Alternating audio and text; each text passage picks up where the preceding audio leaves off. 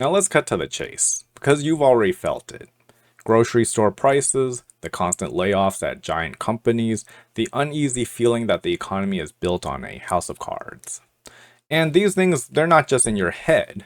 And all of these are because of the continued ongoing trade war with China. We were told that this fight would make America stronger. But from where we're standing, it looks like that we're the ones taking the punches. Now, the story starts with a simple, brutal economic weapon, the tariff. A tariff is just a tax on stuff coming from another country, starting in 2018 and exploding into an all out economic brawl in 2025. The US and China have been locked in a tit for tat war of these taxes. As the timeline shows, it's actually been a chaotic volley of attacks. We slap a 10% tax on their goods, they retaliate with a 15% tax on American soybeans. We have a temporary truce right now, but that is actually very fragile. But continuing, we escalate to a staggering 125% tariff. They hit back by cutting off exports of rare earth minerals that we desperately need for our tech and electric vehicles. Now, the goal was to bring factories back home and then win. But the first result was that the entire system for moving physical goods across the planet began to seize up. Now, this is the structural goods recession you might have seen in headlines. In human terms, it means the port of Long Beach is seeing a 16% crash in Chinese imports. It means truck drivers are sitting idle because shipping rates have collapsed. It means the usual holiday frenzy for toys was a ghost of its former self.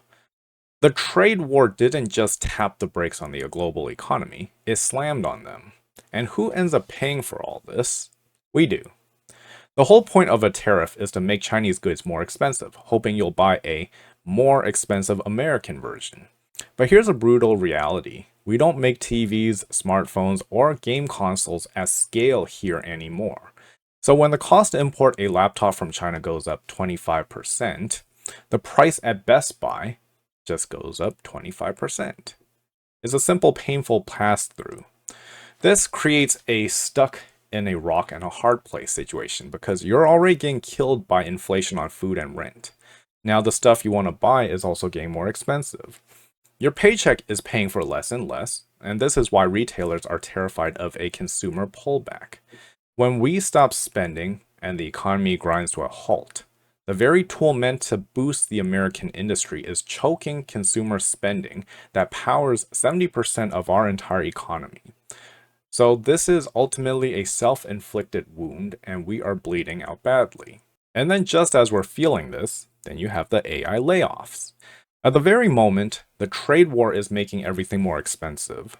Companies like Amazon, Walmart, and UPS, they're announcing tens of thousands of layoffs blaming AI.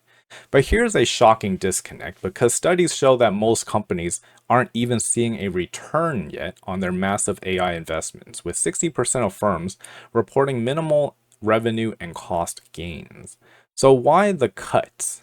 It seems AI has become a trendy, unprovable excuse for companies to trim their workforce amid economic uncertainty. So for anyone who's lost a job or fears that they might, the promise of AI doesn't actually pay their bills. It just adds another layer of anxiety and financial insecurity, forcing even more people just to pull back on spending. And this consumer pullback is the very same pin that could pop the biggest bubble of all, the AI stock market bubble. While companies on the ground, they're laying people off, the sky-high valuation of, let's say, the Magnificent Seven tech giants is built on a dream of endless future AI profits. But as we've all known, this is a massive bubble, one that might be mirroring the dot-com era. These companies, because they are now spending billions on AI data centers, and their growth depends entirely on a strong consumer to buy their services. A weakening Main Street economy, full of tired and laid off workers, they can't possibly support a Wall Street fantasy forever. The recent trillion-dollar market sell-off, despite good earnings, is a sign that investors are getting the message. And then the final unsettling twist, the lights go out on the data. In a move that feels like a bad movie plot, the government announced that it was going to be canceling the October jobs report and delaying November's, which is a casualty of the recent government shutdown.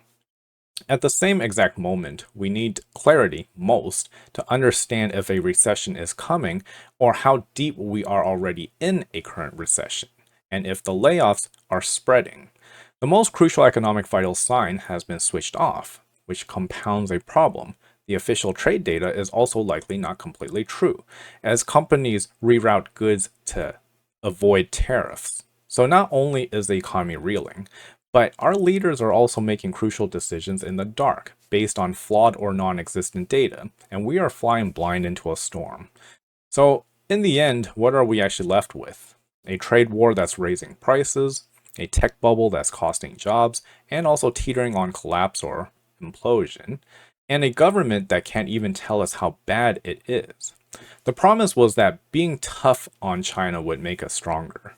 But the reality is a really completely different story, one of a squeezed paycheck, a growing sense of uncertainty, and the sinking feeling that this is a new economic war.